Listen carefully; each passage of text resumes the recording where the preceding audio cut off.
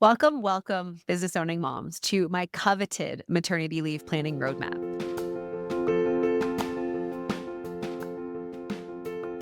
We are in the middle of our roadmap series takeover, and this topic today is all about boundaries. All of us could use better boundaries, right?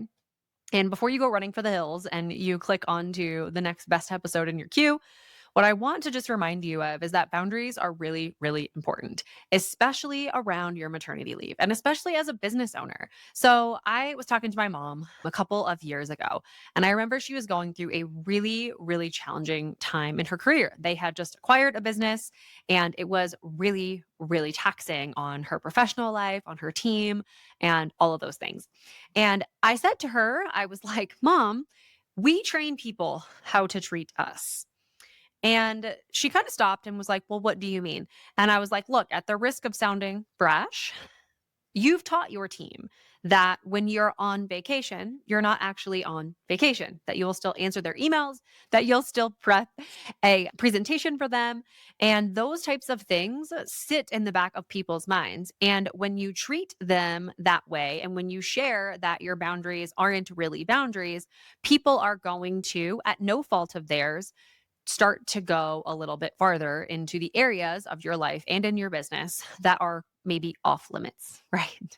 So, this is true for our maternity leave. If we do not set up really clear boundaries, not only to support ourselves, but also to support others, not crossing them, then it's not going to be clear how things should be handled and treated.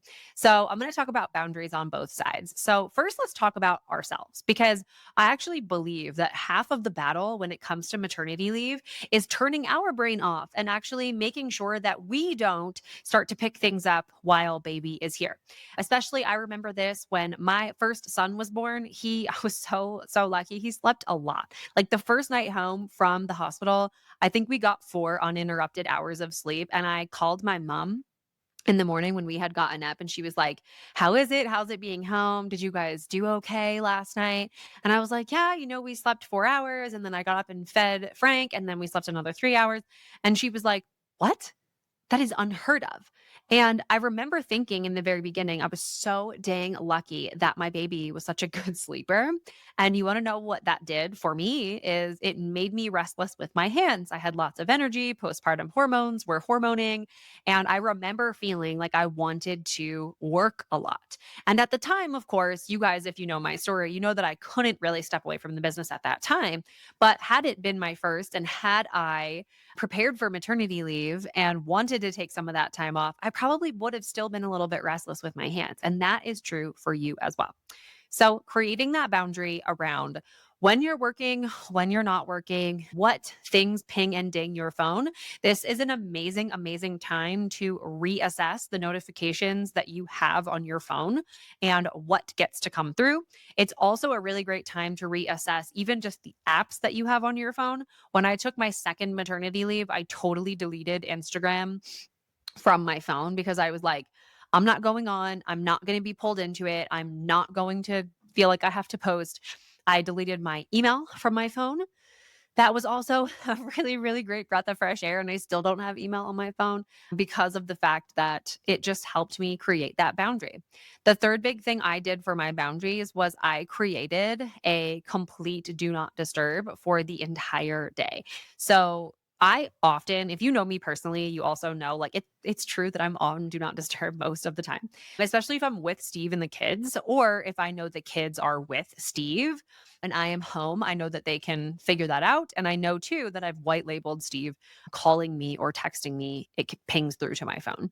So everybody else, though, like there's literally nothing else that could really be so important that I can't address it in a few hours.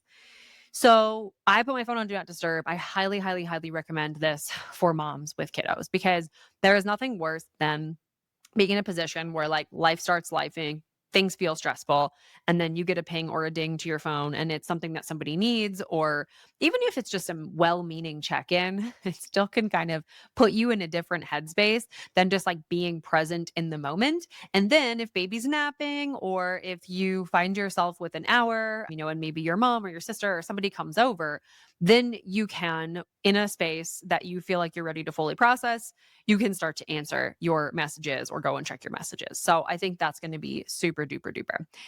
Finally, then we've got the boundaries set for other people.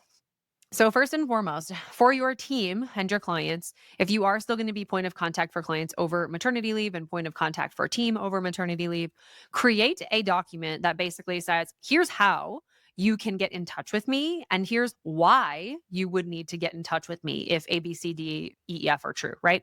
Because I think what we often do is we create a habit and we train our team how to treat us and we train our clients on how to treat us. We just are the source where everybody comes for every single question. And I think creating that boundary and helping them decision make and problem solve before they come to you is going to be super helpful. I've probably talked about this on the show before, but one of my coaches uses the 1-3-1 rule, which is one problem, three potential solutions. Which one is your favorite? I personally love that. I think having your team just kind of think through that as a function makes a lot of sense. So, second is if it's not you who they're getting in touch with, for sure, create the boundary that if they need to get in touch with your assistant instead, then they can do that instead. Email so and so or text so and then they can support you with certain things. I would also tell that person kind of behind the scenes, be like, hey, this person loves to reach out to me for this. I know that they're capable, and maybe push back on them before you come to me with some of these questions. And here's how to do that. Here's how to empower them. And I think that is a really helpful thing to just keep in mind as you are creating those boundaries. Next on your team, your clients, all of those things is create a way where they can update you asynchronously so that when you are wondering, oh, I wonder if that person got this thing done, or I wonder if they did answer all the customer service emails within 24 hours, you can go into your project management system or into your scorecard. We've talked about this on the show before.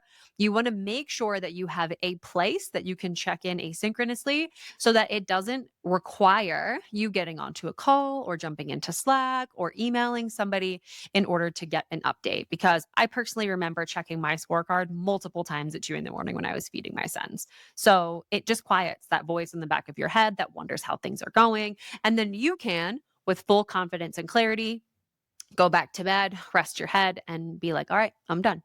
So that's how to create the boundaries around your maternity leave. Think about boundaries that you need to set for yourself with regard to communication, shutting things down. So then that way, if people that are in your business or in the world don't honor those boundaries that you've set, at least you have kind of that last line of defense around maybe do not disturb on your phone or email off of your phone or Instagram off of your phone. It's going to be wildly helpful.